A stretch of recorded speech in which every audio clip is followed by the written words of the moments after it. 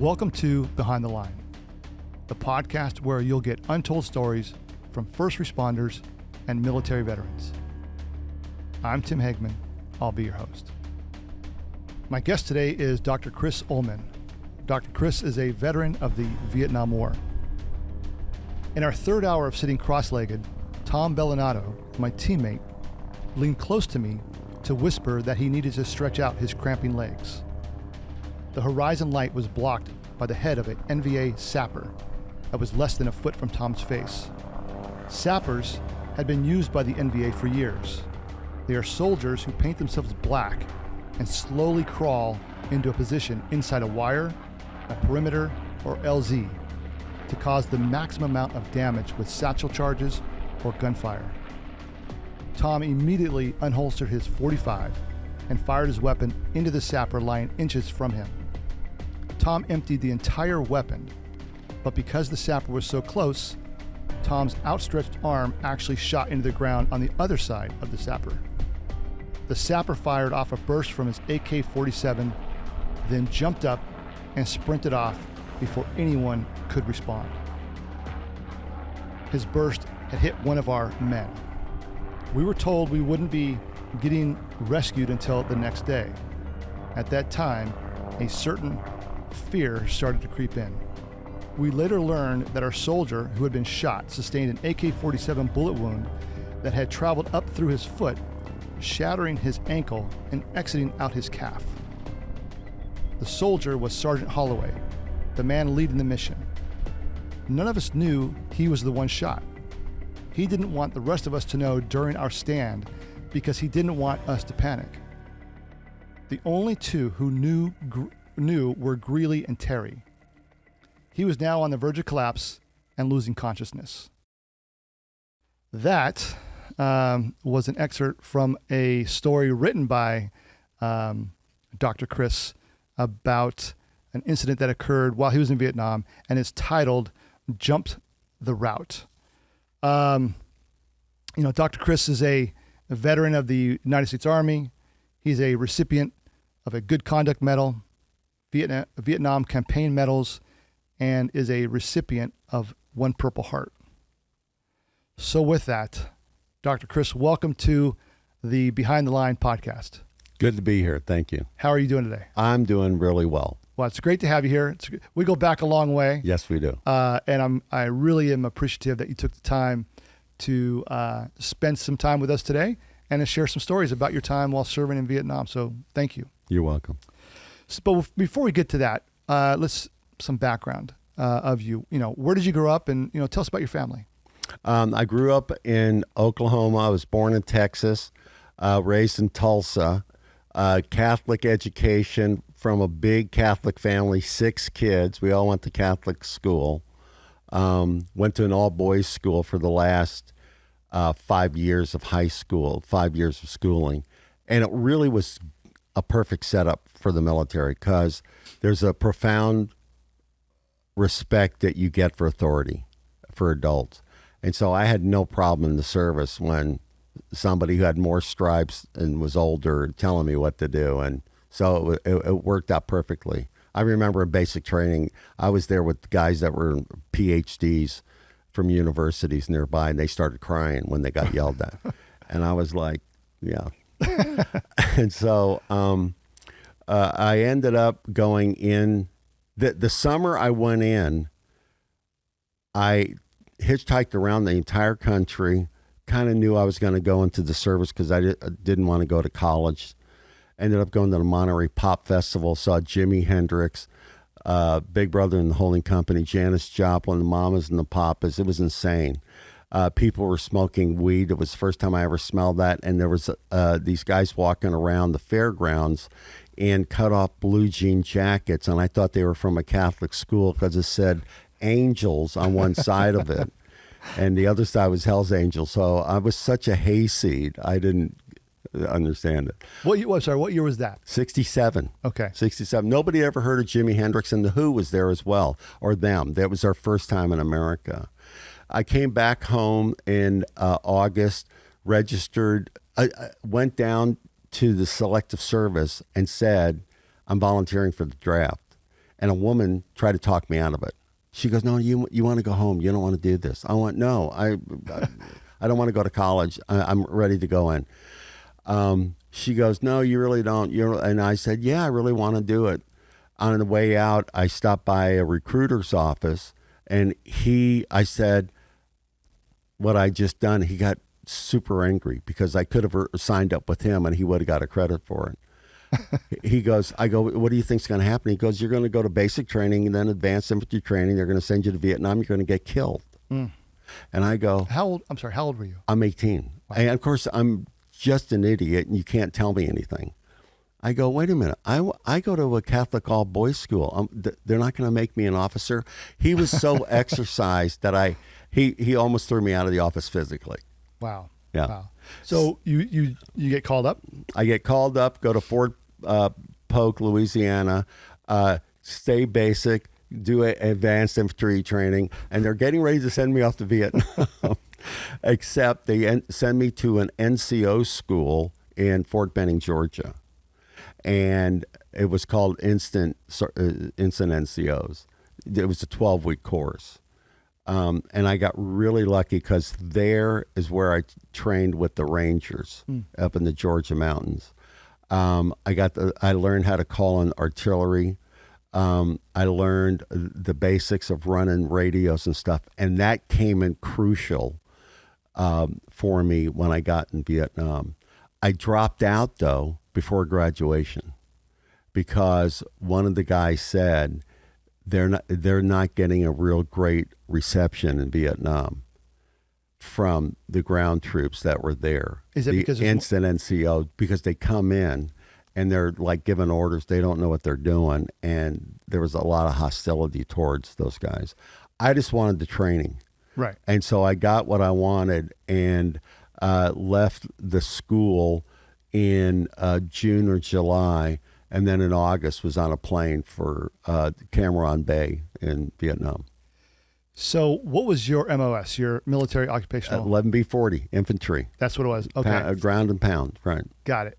And how did you get selected to do the NCO course? I mean, what made you them say, we want you to go? It was mostly like I did well scholastically. This is where your high school education is good and bad because, you're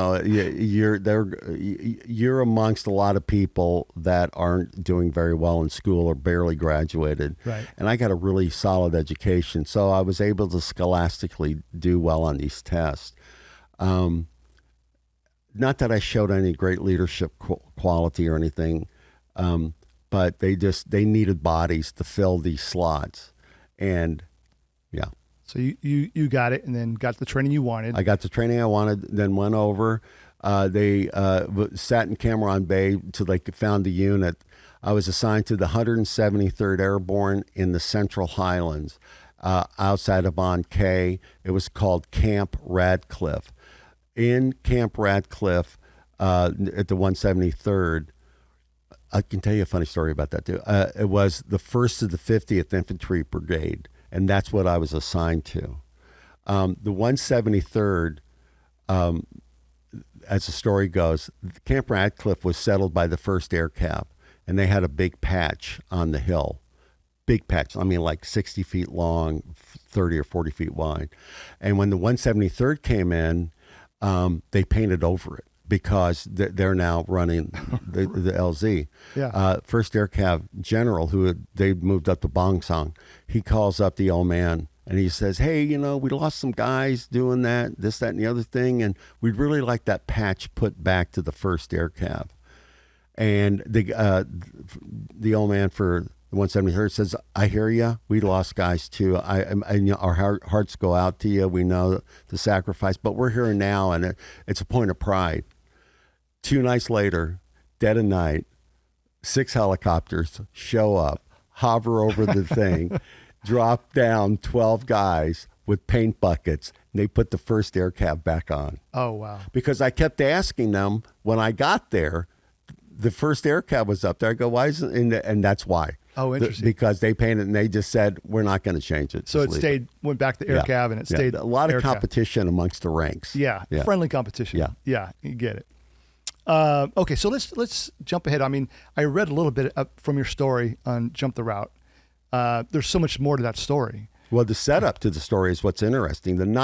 2 nights before, we're set up on the same highway. QL19er went from Quinyan on the South China Sea across the breadth of the country, which is only like 80, 90 miles, to Pleiku, which is on the Cambodian border. And that night, in the middle of that highway, right outside of An Khe, about 6 miles outside of LZ Schuler, landing zone Schuler, we set up.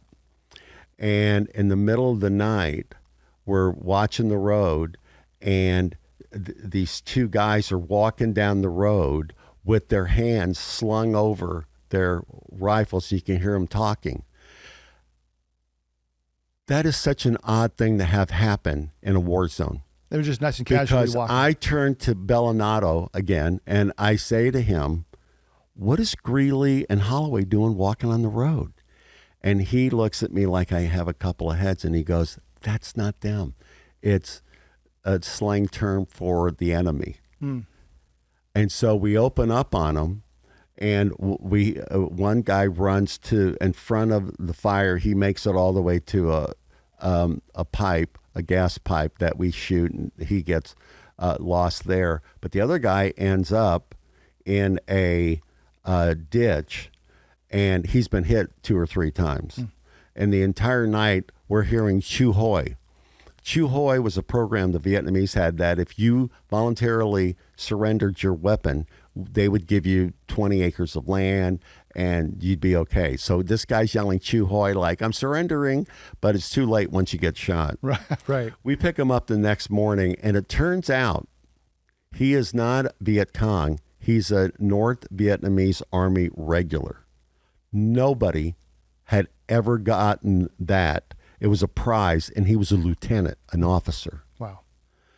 So I'll tell you later why that was significant. 2 nights later, we go back out. We get on the same road, a different part of the road.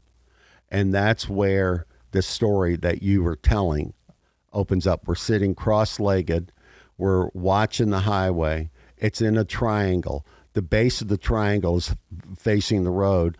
Sergeant Holloway and Greeley and Terry are behind us, and they're for any rear incursions. And so what happens is he leans down the entire night. If you ever saw the movie Platoon by Oliver Stone, not crazy about his politics, but he captures the experience of a grunt in Vietnam perfectly, because the entire night I'm hearing twigs snap and crunch. Now, crunch means, what do you think?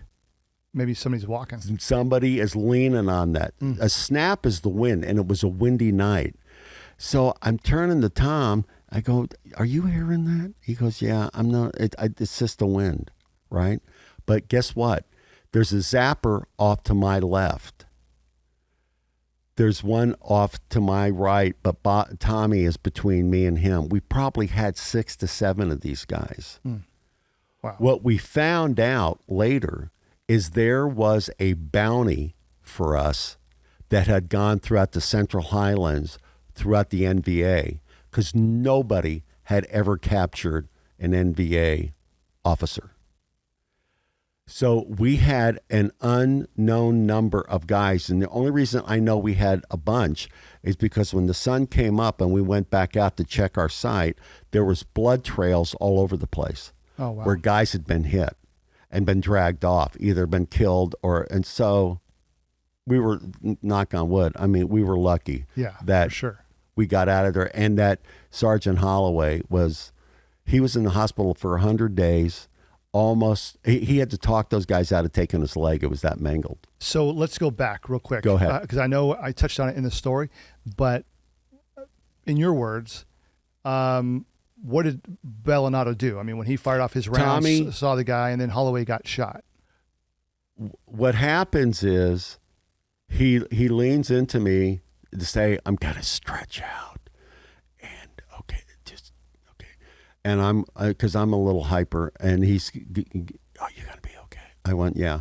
And so he stretches out, puts an elbow down like you do, and turns his face, and he looks, and this other person is a foot or less away from his face. I mean, he grabs, and again, there's a fog of this thing, and the fog is he pulls his weapon out that I'm not really sure what's going on, because it's just, and then he fires off 6 shots. I didn't know it was even him shooting until later. Oh. I go, why are they shooting? He goes, it's me. And another slur for what we call these guys is laying there. And he got up and ran off after he got off the clip. He had an AK-47. The zapper ends up hitting Holloway in the foot. And then I can't remember what he yells. He yells something, and then we just all open up. We've got M16s, M60s, and Claymore mines. They had actually cut the wires on our Claymore mines because we're all trying to detonate them, which is a stupid idea because sometimes they turn them and face you. Yeah. And so, but they had cut the wires. So this is how close they were. Every Claymore mine, and we had about 12 out, had been cut. And that was, yeah. So that snapping was these guys, the crunch. Yes, it was them. And so the crunch was when you low crawl or you walk on stuff and it's real quiet out, you can tell the difference. I mean, I can now. Right. Back then I was in country for all of like 2 or 3 months. No, it was 2 months. And I hadn't experienced that before. The enemy that close. You never think of them being that close. They were literally minutes from everybody being having their targeted soldier. There was 2 guys off to our right. There was 2 of us, Tommy Bellinato and me, and there are 3 back there. And we saw blood all the way around that triangle. And we knew that they were set up. And we were literally minutes. If Tommy doesn't discuss, this guy has crawled between Tommy and I and the other 2 guys. Right. The other 2 guys are only 5 to 10 feet away. And this zapper is in between. This is how close. You couldn't get any closer. Right. And I knew there was going to be a signal. There was a whistle or something, and they would have opened up and killed all of us. Wow. And fortunately, he had a cramp, and if he doesn't have the cramp, I'm not here. That's what I was going to ask. Had he not, had he not had to stretch out legs. Right. If he doesn't stretch it out, because here's the deal. You're looking at the horizon, and when he ended up leaning back on the elbow, the horizon went up and the guy's face, you know what I'm saying? Oh, yeah. I'm not explaining this very well, but he goes down, the horizon goes up, and he silhouetted the face of the guy. Otherwise, because if you're looking down at him, you couldn't see. Right. Because it was that pitch black. The night before, when we got the NBA lieutenant, moonlit. This night, overcast. Couldn't see anything. Wow. So this all goes down. You have, someone's been shot. Right. You want to get out of there. You call to be extracted. Call battalion. And what happens? We tell battalion we've come under fire. We've got a wounded Penny. Pennies were enlisted men. Quarters and dimes were officers. Oh, interesting. So we would say we got a wounded Penny. That was the code. And then he goes, okay, we'll get back to you. We're asking for extraction. And it's about 10 minutes. We're firing like crazy. And he goes, we're going to come out at sunrise. How many hours is that from? It's about 6 to 7 hours. Wow, it's a long way. And we're going, repeat that, say again. And he goes, yeah, we don't want to roll into a larger ambush and lose more men, so we'll come out at sunrise. Now, the whole time this is going on, what we didn't know is the entire battalion was listening in on our firefight. And normally when you would go out as a line company, you would take maybe 20 magazines. Each one of us had 80 because it's just an overnight mission, and then we go back to the rear. So as soon as we hear that, it's like we all of a sudden go, okay, we're not doing automatic fire. We're doing single fire. Because it's a long wait. Oh yeah. Yeah. So and we got a M60. We only have actually one M60, I think. And then we have grenade launchers. You got hand grenades. So all we're trying to do at this point is keep them at bay. We knew that when we went out and saw the blood trail the next day, we realized we hit them all. We had hit them all in our first burst. And then they just scattered. Right. The enemy just scattered for cover. You didn't know. No, Yeah. no. I mean, it was an unknown force. They were still there waiting for us to run out of ammo. Right. So this is the part that gets me screwed up.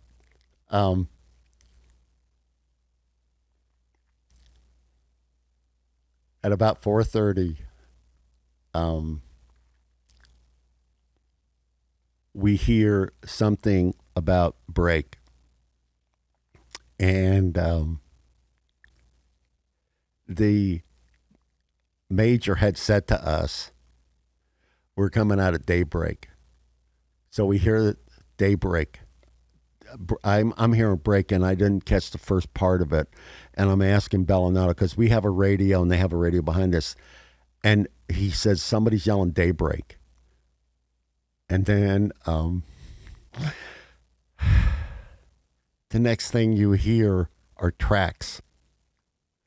And it's Alpha Company, who had disobeyed orders, had left LZ Schuler to come out and get us. And they weren't supposed to do it. And we were down to, like, some of us down to 2 magazines. Wow. And that's only 20 rounds. Right. We had thrown hand grenades, and all of us had gone through that. And so Alpha Company says, daybreak, Alpha Company. They had a, it's not an Alpha Company. They had their call sign. And it was, can I say, he says, one of the kids on the radio says, "Don't shoot us, you motherfuckers." As they're coming in to rescue you. And so we go, okay.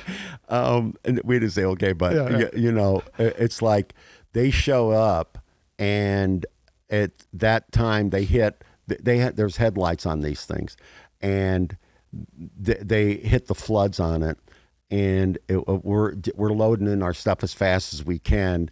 These guys have 50 cal machine guns, and they're just peppering the neighborhood with it.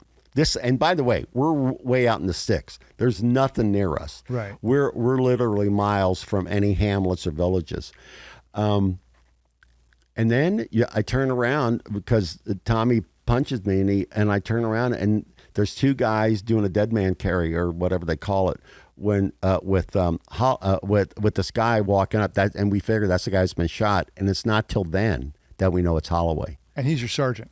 He's the sergeant leading the mission, as the man who's been shot and did not tell anybody about it, except his 2 guys, and told them, don't tell anybody, because we're nothing but 19, 20-year-olds, right, and 21 and 2. And we were pretty well trained, but when your old man, oh, by the way, he's an old man. He's 6 years older than we are. Right. But, and so what happens is they bring him in. He's finally passed out. He's lost so much blood. He had tied off tourniquet. That's why he almost lost the leg, because he was 6 hours without circulation in the leg. And so when he got back to Hawaii or wherever, that's where they were going to try to take it. We got lucky. He got lucky. He'll tell you that, yeah.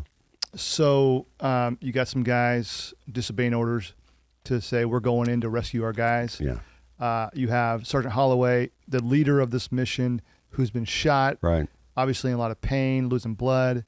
Doesn't tell anybody besides those 2 guys. And why do you think he didn't tell anybody? You know, the truth of it is, you really go into survival mode. So there's a good reason and there's a selfish reason. Yeah. One is if he's smart enough to go, if I tell these guys I'm wounded or start screaming into the radio, you got to get a medevac out here or whatever, and they don't come out, and then I panic my guys, right, my chances of dying now had just gone up exponentially. So he goes, it's very practical. It's very pragmatic. Guess what? I don't want to die. And survival is a lot of it.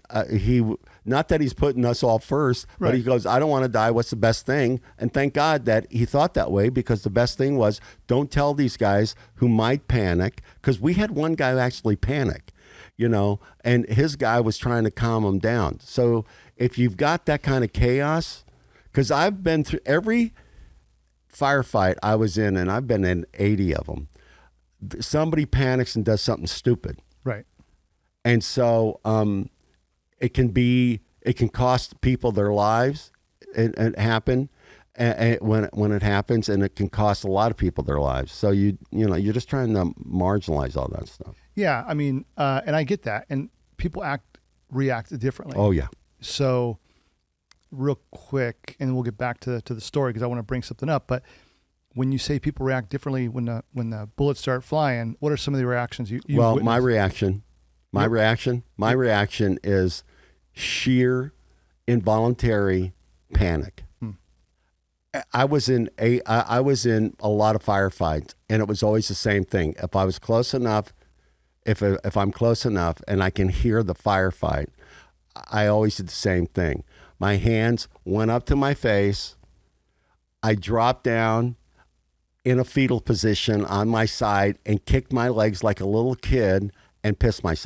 Every time?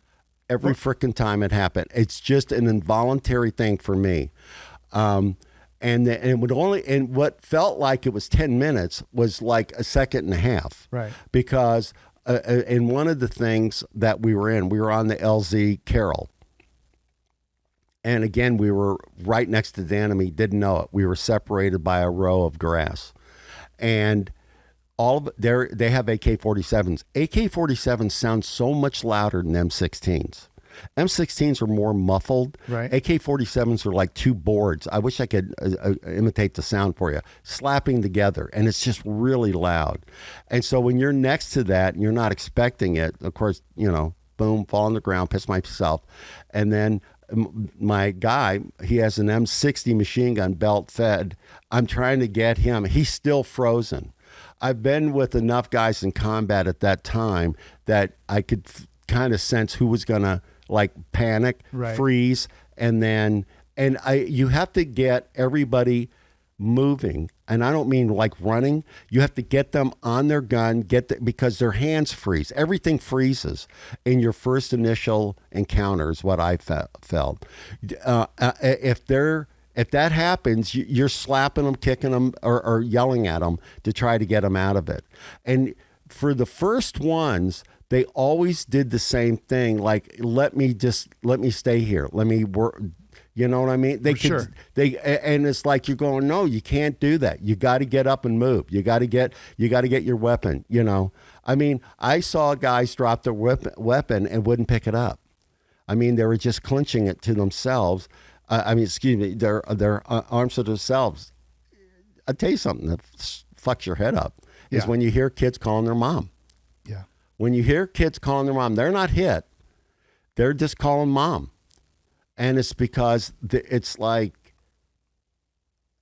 that fear is, the word for it is it's primal. It's so primal, it puts you back to the little kid. Yeah. You're 5 or 6 years old, and when you see that, you just go no, God, you got to kick them out of it. Yeah, yeah.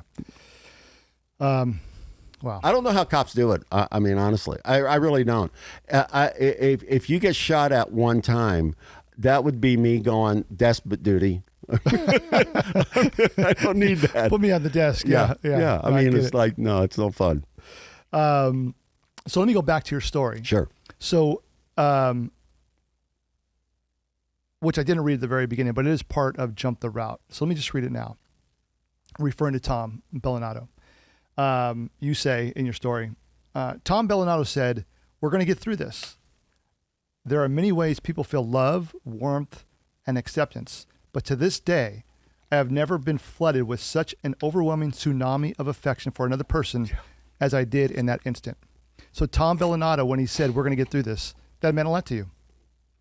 He was He was 2 years older than me, but he had this steadiness about him that made it feel for me at that time, because I'm 19 at this time and he's about 22, maybe 23, and back then, you know, that's a huge gap. He just had this like,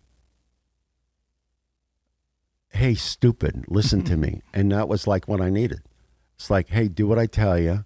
Go pick that thing up. And I just, whatever he said, it just resonated as that thing of authority that, you know, I needed it just to ground me so I could go, okay, you know, everything's going to be all right. We're going to figure this out, whatever. And I was the eager student he was a Zen master to me. I mean, I know he's not. I've told him that. He laughs. He goes, I was scared shitless. Are you serious? But I go, no, that was the steadiest. I mean, man, you got me through it. These guys got me through Vietnam. I mean, Holloway still, you know, he got me through it. And he was a fun guy, but out in the field, it was like, you got to keep your dog tags taped up. You got to keep it down, keep it quiet. We're out there without helmets. Right. We're out there without flak jackets. We're wearing basically floppy hats, you know, and we're trying to get into a position because our mission in SRAP, Short Range Ambush Patrol, Holloway's Raiders, was to make contact with the enemy. Yeah. You know, when you're out with the line company, you sound like the circus has come to town. They can hear you from 5 miles away. Right. But when we're out there, we're stealth as can be, and we're not far from the camps, and we know there's enemy out there. We're trying to get out there without them seeing us. That didn't happen and jump the route. Right. Because they were waiting for us to come out. They were lined up all over that area, about a 3 mile square area. And they were waiting for us to come back. Because what happened 2 days before? Because we got their lieutenant. And when we got the lieutenant, the word went out that there was a colonel within, it's not the 442nd, whatever the regiment was for the NBA. They wanted parts of our body. Wow. And yeah, we got lucky. So Bellinato and others as well. Yeah, Bellinato doesn't get a cramp.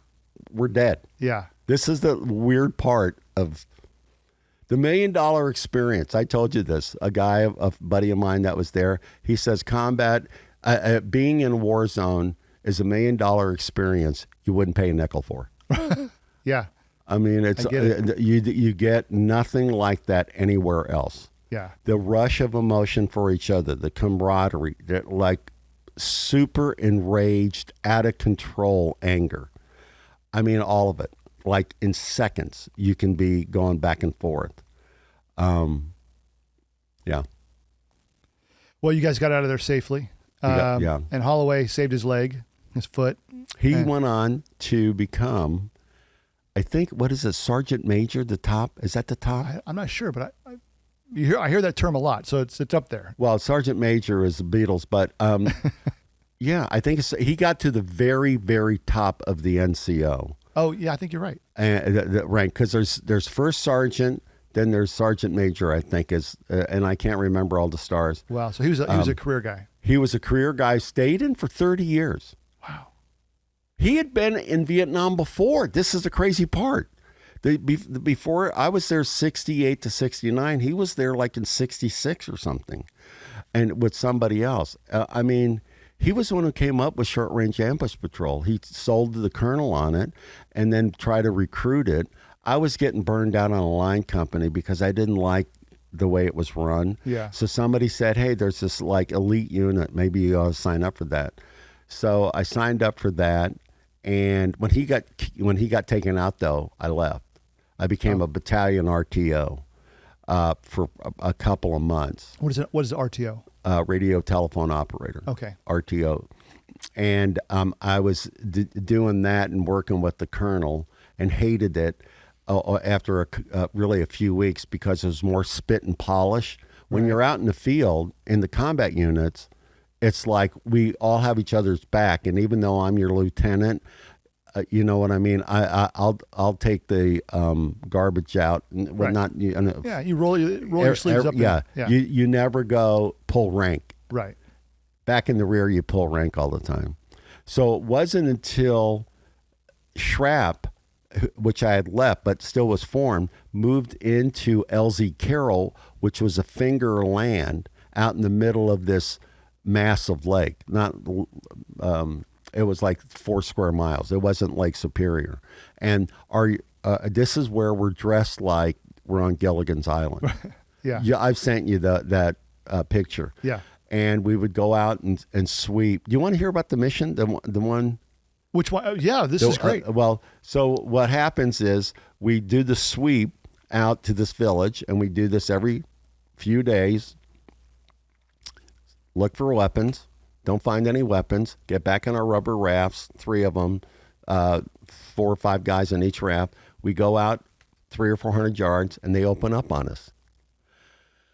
Every time. Every time, like clockwork. We couldn't find any weapons. We couldn't find any NVA or Viet Cong or anything else. And we always, every time we hit the village, we'd look at the people, and they would have that kind of deer in the headlight. Yeah. And we just thought they were afraid of us. But what was going on is they knew the Viet Cong or the NVA was in the village, right where we are. And when I say village, I'm talking 10 huts. Okay. 10 huts and a well. So we don't find anything.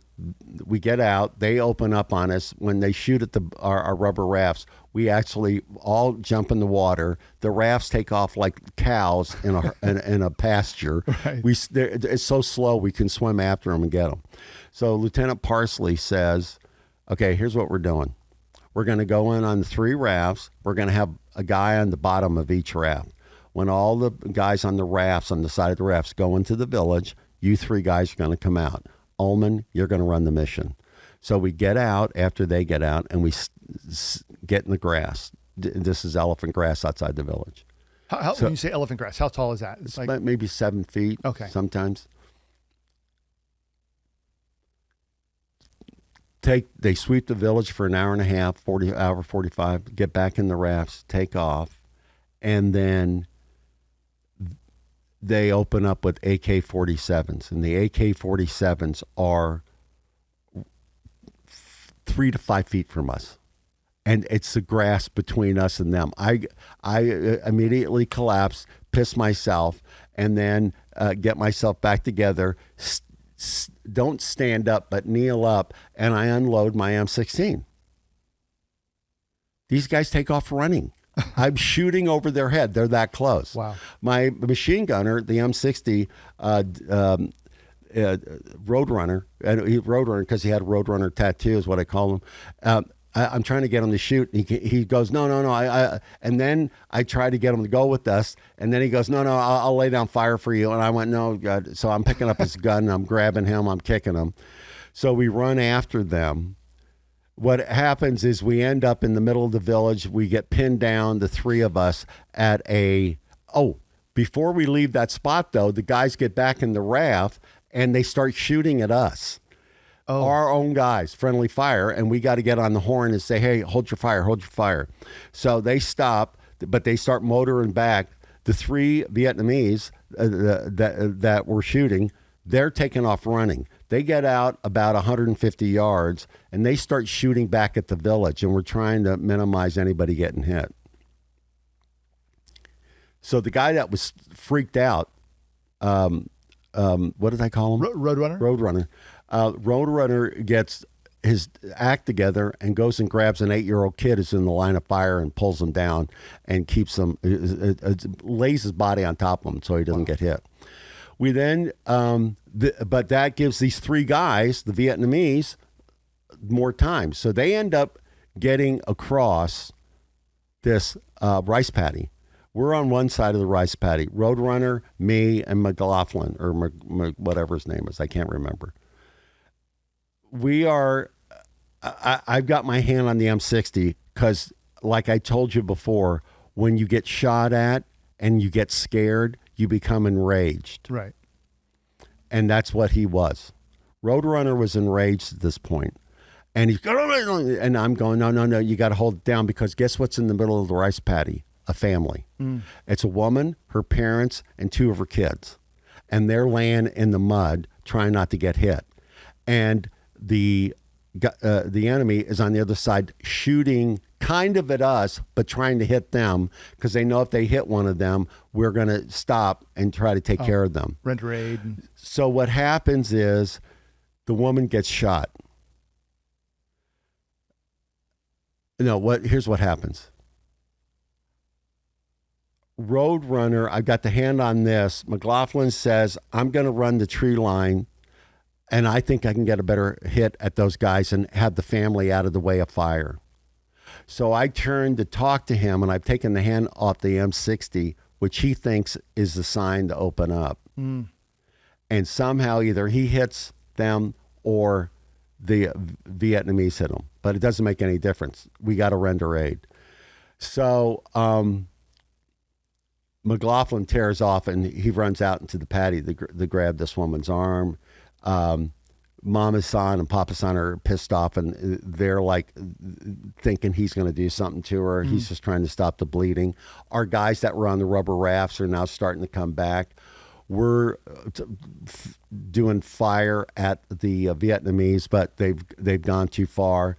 The old man tells our crew to run after them, and what you don't realize is staying on an island for 1 month, smoking cigarettes and barely doing any exercise. Oh, right. These guys can't run 100 yards without being out of gas. Yeah, out of shape. These guys go, but what happens is we call a medevac in.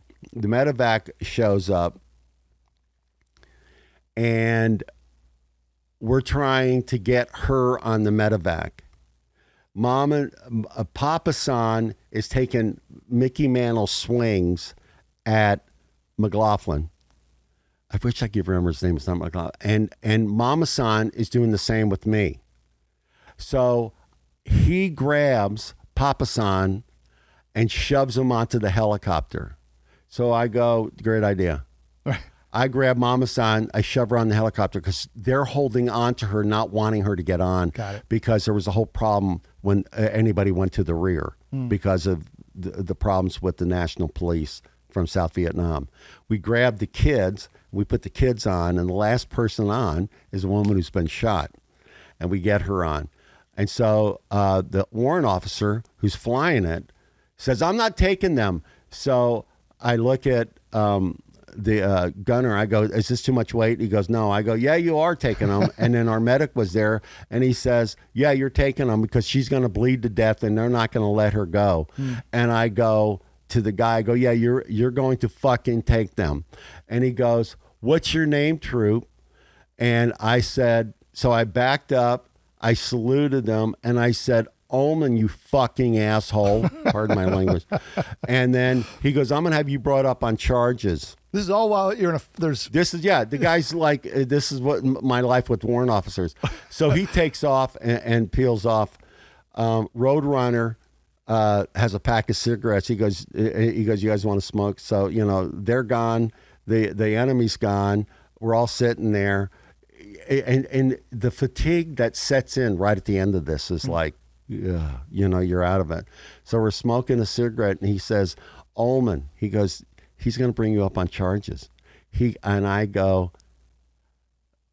I've got 2 weeks left in country. I know how long that takes. Right. I'll be out of the service.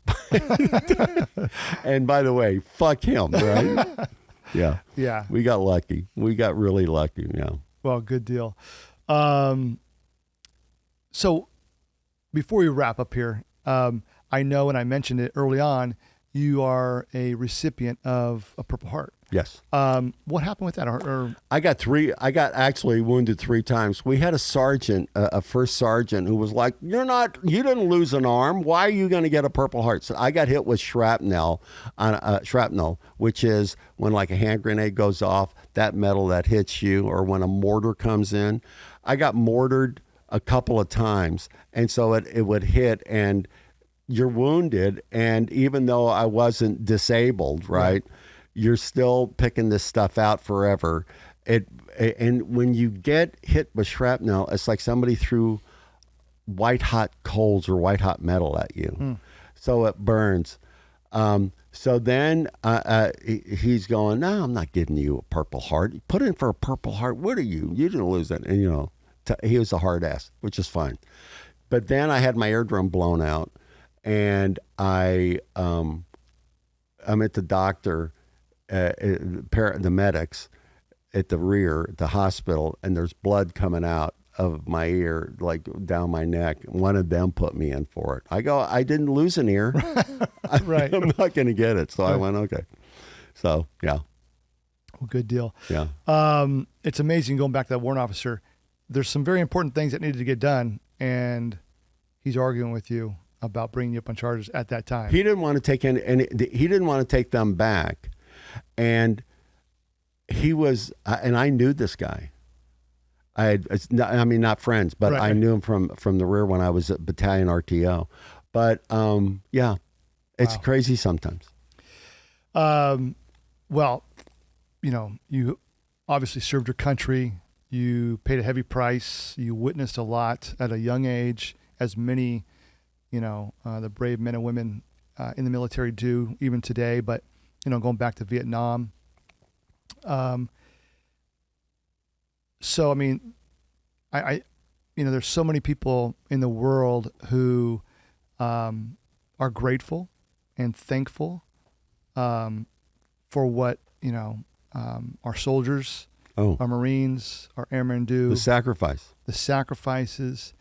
and the fact that you were in country, you know, in Vietnam for a year, and what you were exposed to and what you're involved in, you know, I commend you for that, and thank you for serving our country. Well, you're welcome. And you too, Airman. Yes, back in the Air Force. A little bit after Vietnam, but I did my time, and yes. But before we wrap up, anything you want to add? And if not, no problem. No, it was people need to serve. Men and women need to serve. You need. There's a feeling I have about kids coming out of high school going right into college. Sometimes you just need that, what they call in England, the gap year. And I wish there was a 2-year program in the military or the Peace Corps or something where people get a chance to serve this country. The United States isn't perfect, but we're the best. Yes. And the way you can tell that is by migratory patterns. People aren't kicking in any door anywhere else, traveling thousands of miles to try to get someplace because there's something wrong with us. Right. And to be able to serve this country is a privilege.